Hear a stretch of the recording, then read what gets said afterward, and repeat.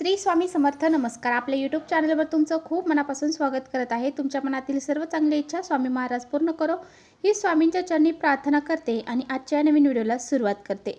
तर उद्या वार आहे शनिवार, दिनांक आहे 18 ऑक्टोबर आणि या दिवशी आलेली आहे धनत्रयोदशी. तर पहा, दिवाळी सणांना सुरुवात झालेली आहे आणि दिवाळीचा पहिला सण शुक्रवारी वसुबारस हा आलेला आहे. त्यानंतर धनत्रयोदशी जो आहे तर तो दिवाळीचा दुसरा सण म्हणून साजरा केला जातो. दिवाळी दरवर्षी कार्तिक महिन्याच्या कृष्ण पक्षातील त्रयोदशी तिथीला साजरी करतात. या दिवशी नवीन वस्तू, सोने, झाडू, चांदी यासारख्या वस्तू खरेदी करणं खूप महत्त्वाचं मानलं जातं. तसेच भगवान धन्वंतरी, माता लक्ष्मी आणि कुबेर देवता यांची पूजा केल्याने शुभ फळ मिळते. मात्र यावर्षी धनत्रयोदशी 18 ऑक्टोबरला साजरी करायची की 19 ऑक्टोबरला याबद्दल थोडा गोंधळ आहे.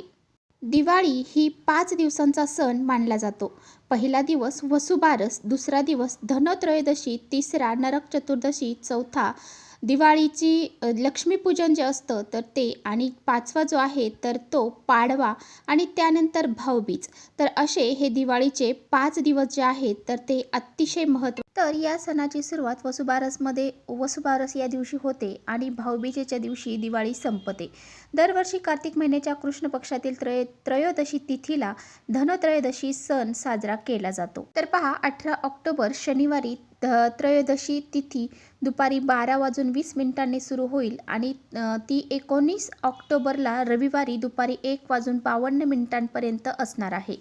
आणि या शास्त्रानुसार ज्या दिवशी प्रदोष काळामध्ये कार्तिक कृष्ण त्रयोदशी तिथी लागते त्याच दिवशी धनत्रयोदशी सण साजरा करण्याची परंपरा आहे. यामुळे यावर्षी हा सण 18 ऑक्टोबरला साजरा केला जाणार आहे. 19 ऑक्टोबर देखील त्रयोदशी तिथी आहे. त्यामुळे जे लोक 18 ऑक्टोबरला खरेदी करू शकणार नाहीत त्यांनी 19 ऑक्टोबरला खरेदी केली तरीसुद्धा चालणार आहे. तर पहा, या दिवशी आपल्याला सोने चांदी खरेदी करणं शक्य झालं नाही तरीसुद्धा सोन्यापेक्षा मौल्यवान ही एक वस्तू जी आहे तर ती आपल्याला खरेदी करून आणायची आहे. ही एक वस्तू जर तुम्ही घरात खरेदी करून आणली तर घरामध्ये सुख, शांती, समृद्धी, ऐश्वर्य येईल आणि आपल्या घराचे सोन्यासारखे दिवस यायला सुरुवात होईल. तर अशा ह्या ज्या काही वस्तू आहेत तर त्या मी तुम्हाला सांगणार आहे की कोणत्या वस्तू आपल्याला या धनत्रयोदशीच्या दिवशी खरेदी करायची आहेत. तर ही 5 रुपयाची जी वस्तू आहे तर ती अवश्य खरेदी करून घरी आणायची आहे.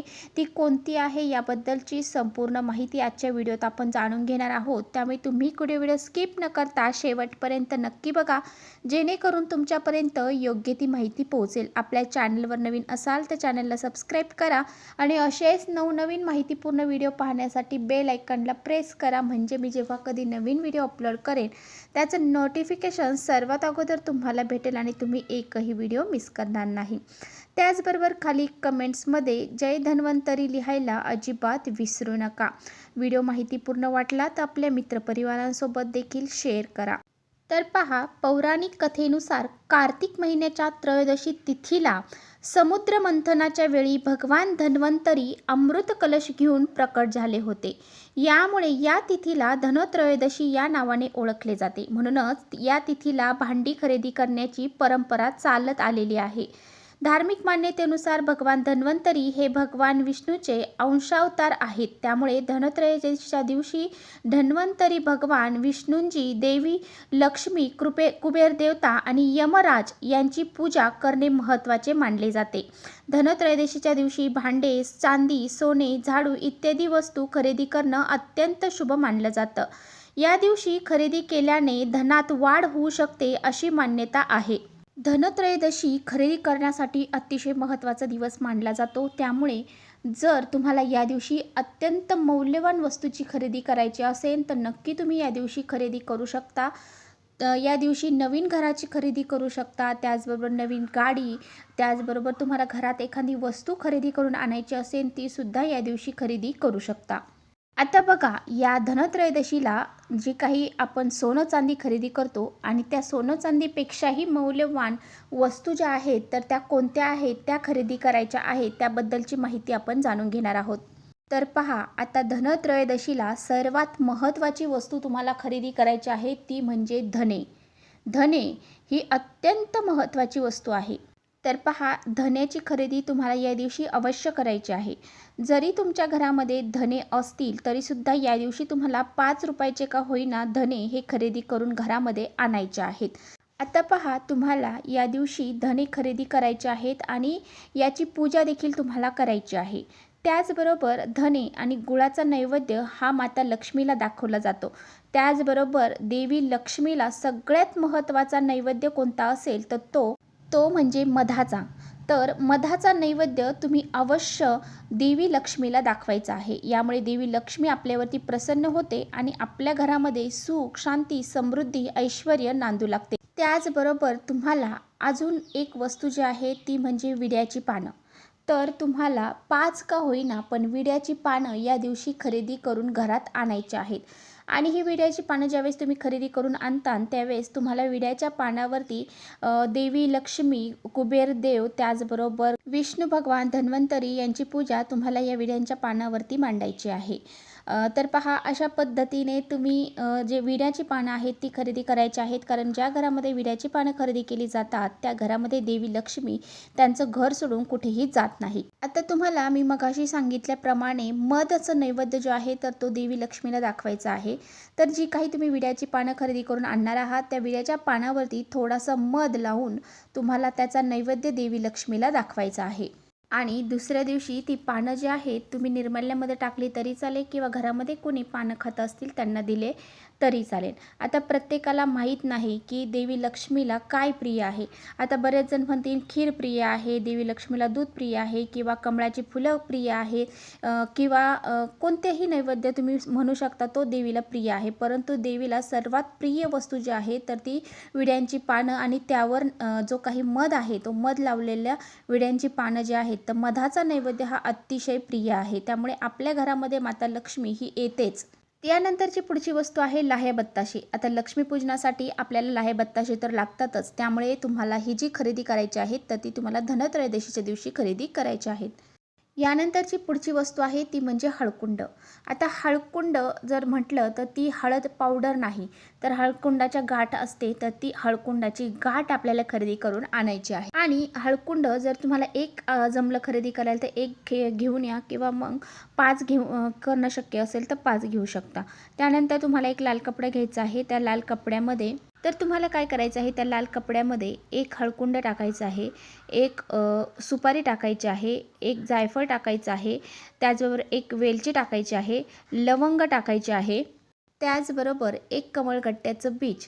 यासारख्या तुम्हाला 5 वस्तू ज्या आहेत तर त्या कपड्यामध्ये टाकायच्या आहेत आणि त्याची पोटली तयार करायची आहे. आणि ही जी पोटली आहे तर ती तुम्हाला तुमच्या मुख्य दरवाजाच्या वर बांधायची असते. ही पोटली धनत्रयोदशीला बांधायला खूप जास्त महत्त्व आहे. त्यामुळे अशा पद्धतीची पोटली देखील तुम्हाला करायची आहे. आता यानंतरची पुढची वस्तू आहे ती म्हणजे मीठ. मीठ हे लक्ष्मी स्वरूपच मानलं जातं. म्हणून मीठ देखील तुम्हाला या दिवशी घरी खरेदी करून आणायचं आहे. या दिवशी मीठ खरेदी करायला विशेष महत्त्व दिलं जातं. या दिवशी मिठाला समुद्रमंथनातून मीठ हे निर्माण झालेलं आहे. त्यामुळे मिठाची खरेदी करणं खूप विशेष मानलं जातं. आता पहा, जर तुम्ही या दिवशी चांदी खरेदी करण्याचा विचार करत असाल तर चांदीमध्ये तुम्हाला काही शुभ वस्तू आहेत तर त्यासुद्धा तुम्ही खरेदी करू आणू शकता. आता या चांदीच्या वस्तूमध्ये सर्वात महत्त्वाची वस्तू आहे ती म्हणजे स्वस्तिक. तर स्वस्तिक हे मांगल्याचं प्रतीक मानलं जातं आणि चांदीचं स्वस्तिक तुम्ही घरी खरेदी करून आणणं याला खूप महत्त्व मानलं जातं. त्याचबरोबर किंवा तुम्ही चांदीची पावलं जी आहेत लक्ष्मीची ती सुद्धा या दिवशी खरेदी करू शकता.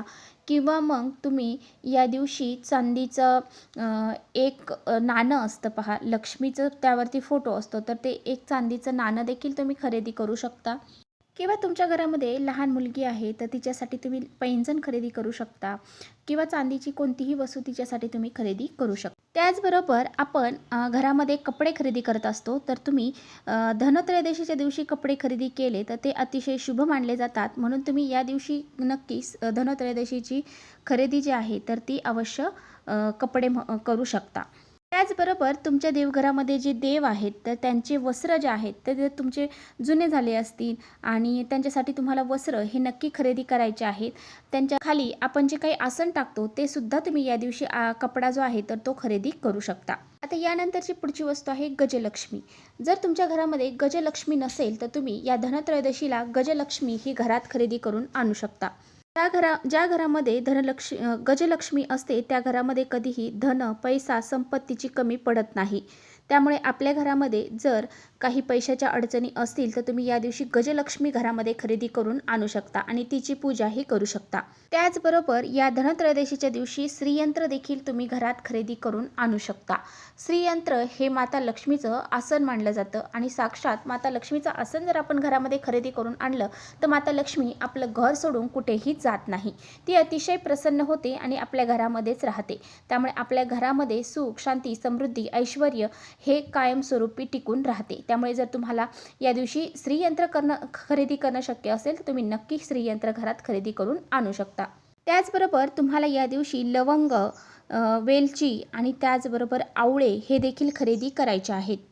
तर पहा, आयुर्वेदाचा संबंध आवळ्याशी, लवंग आणि वेलची यांच्याशी असतो. म्हणजे धन्वंतरी ही देवता आहे तर ती आयुर्वेदाची देवता मानली जाते. म्हणून तुम्हाला या दिवशी आवळा हा खरेदी करून घरी आणायचा आहे. त्याचबरोबर वेलची आणि लवंग देखील खरेदी करून आणून त्याची धनत्रयोदशीच्या दिवशी पूजाही करायची आहे. त्याचबरोबर तुम्हाला या दिवशी माता लक्ष्मीला प्रिय असणाऱ्या कवड्या ज्या आहेत तर पिवळ्या कवड्या जर तुम्हाला भेटल्या तर नक्की तुम्ही पिवळ्या कवड्या खरेदी करून आणा. पिवळ्या कवड्या नाही भेटल्या तर पांढऱ्या कवड्या खरेदी करून आणून त्याला हळदीने थोडंसं पिवळं त्याच्यावरती करायचं आहे आणि त्या पिवळ्या बनवायच्या आहेत. त्या खरेदी केल्या तरीसुद्धा चालेल. त्याचबरोबर दिवाळीला आपल्याला जो झाडू लागतो तो ते लक्ष्मी जी लागते झाडणारी तर ती तुम्हाला याच दिवशी खरेदी करून घरात आणायची आहे. लक्ष्मीला साक्षात झाडूला साक्षात लक्ष्मीचं प्रतीक मानलं जातं. त्यामुळे या दिवशी तुम्ही झाडू हा नक्की खरेदी करून घरी आणायचा आहे आणि त्याची देखील तुम्हाला पूजा ही करायची आहे. त्याचबरोबर एक तरी कडधान्य आपल्याला या दिवशी अवश्य खरेदी करायचं आहे. यामध्ये तुम्ही चणा डाळ असेल, मूग डाळ असेल किंवा मग हरभरे असेल, कोणतंही कडधान्य असू द्या ते तुम्हाला एक तरी कडधान्य खरेदी करून घरी आणायचं आहे. आता बघा, यापैकी ज्या वस्तू तुमच्या घरामध्ये आहेत तर त्या वस्तू तुम्ही खरेदी नाही केल्या तरीसुद्धा चालेल. परंतु ज्या वस्तू तुमच्याकडे नाहीत त्यातली तुम्हाला जी शक्य होईल ती खरेदी करून तुम्हाला घरी आणायची आहे. तर अशा पद्धतीने सोने चांदीपेक्षाही मौल्यवान ज्या वस्तू आहेत तर त्या तुम्हाला मी सांगितल्या आहेत. त्या पद्धतीने तुमच्याकडे ज्या ज्या वस्तू नाहीत त्या तुम्ही खरेदी करून आणू शकता. तर चला इथेच थांबवते माझा व्हिडिओ थोडा जरी आवडला असेल तर नक्की लाईक करा. चॅनलवर नवीन असाल तर चॅनलला सबस्क्राईब करा. परत भेटूया अशा छानशा व्हिडिओसोबत. तोपर्यंत श्री स्वामी समर्थ.